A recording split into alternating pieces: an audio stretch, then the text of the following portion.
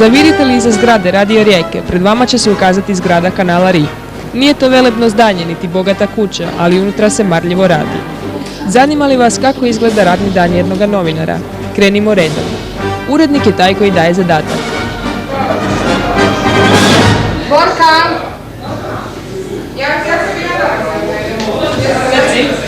Evo, Borko, za sutra imamo za vijesti jedan koncert profesora i učenika glazbene škole Ivana Markovića Rongova. To je navečer, odnosno popodne u 5:30 i trebalo bi sutra za vijesti napraviti jedan izvještaj od minute. Može? Ok. Dogovoreno? Ok, dogovoreno.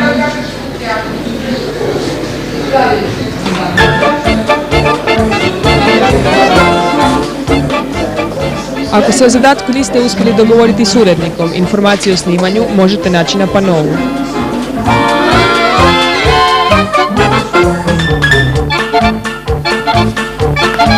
Termin snimanja dogovarate s organizatorom koji o tome obavještava snimatelja. Bog, ja sam Sanja, ja sam snimatelj kanala RI. Upravo se nalazim ispred naloga koji piše organizator. Ovdje kad pročitamo snimanje, onda idemo na teren i to je to. Naš snimatelj bio izmoren nakon napornog dana rada, jer ipak nije lako nositi ovoliku kantu na ramenu. Po završetku snimanja novinar sjeda za skop, aparat na kojem se pregledava snimljeni materijal.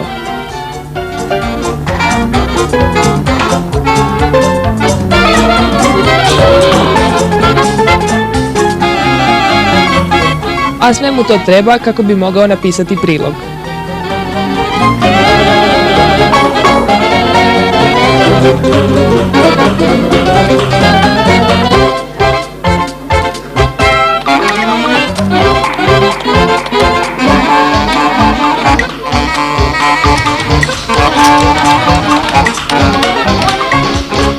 Bok, ja sam Vanda. Za kanal RI radim u informativnom programu, to znači da radim vijesti i dnevnik. I to znači da radim ono što vas sada sigurno ne zanima, ali vjerujte mi, zanimat će vas kad budete stariji. Ono što vam ja mogu savjetovati i preporučiti, to je da se već sada u svojim osnovnim ili srednjim školama uključite u novinarske sekcije. To će vam biti jedan dobar preduvjet da biste shvatili koliko je ovaj posao kojim se ja bavim, novinarski posao, lijep i da biste se njime onda bavili i kasnije u životu.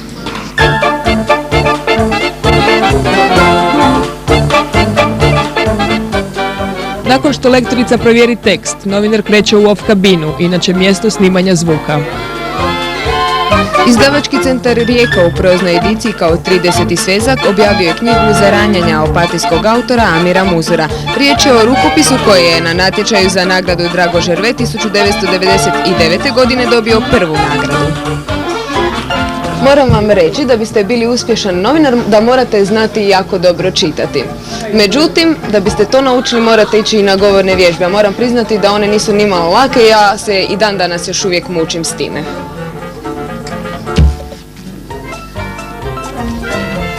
Rukopis Zaranjanja u podnaslovu U potrazi za nepostojećim prostorom 1995.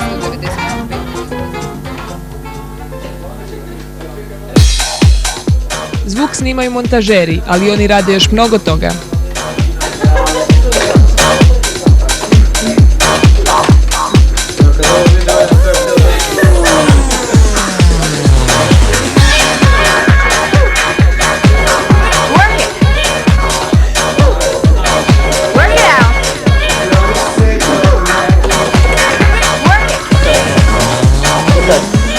Bog, ja sam Esta, radim ovdje na montaži i napravim prilog od materijala koje dobijem od snimatelja i novinara i to je to što vidite na kraju kao gotov prilog. Kazeta na kojoj se snimi gotov prilog naziva se Final. Njime dalje rukuju realizatori. Bog klinci, ja sam Dejan, realizator ili ti TV redatelj. Moj posao je da pomognem uredniku u pripremi emisije, da organiziram sve što treba organizirati za emisiju, znači pripremim kazete, tekstove, pomožem scenografiji, obavijesti tehničko osoblje, snimatelja, tonca, koliko ljudi će biti u studiju, za rasvjetu. I onda, kad počne emisija, sjedim u stolici i koordiniram kompletnu emisiju. U režiji se radi na realizaciji emisija i kompletnog programa, pripremi potpisa, grafike i džinglova. Važan dio svega ovoga je i onaj tonski.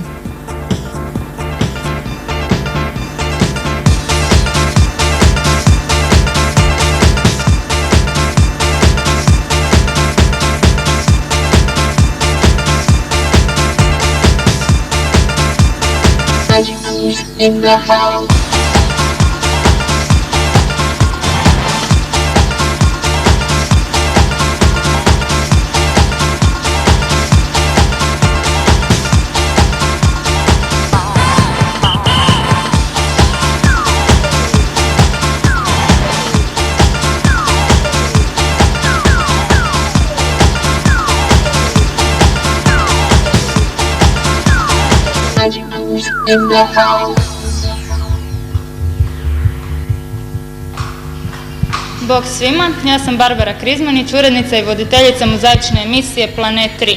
Upravo je završila emisija i ja sam jako umorna jer oko je pripreme jedne emisije, vjerujte, ima jako puno posla. Taj dan kada emisija cijeli dan se radi, ali ne samo taj dan, emisija se priprema cijeli tjedan. Evo, ja sam umorna i toliko od mene. Bog!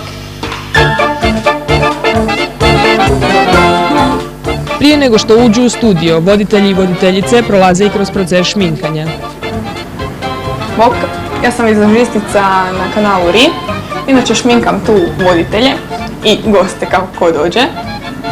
I kao što vidite, jako mi je zabavno tu.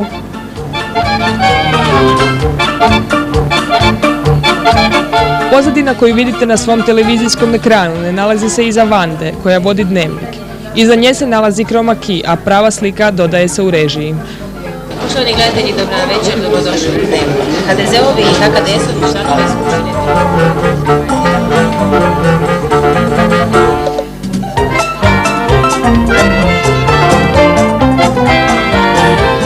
Bog djecu, ja sam Marko, ja sam snimio dio priloga, nadam se da će vam se svidjeti.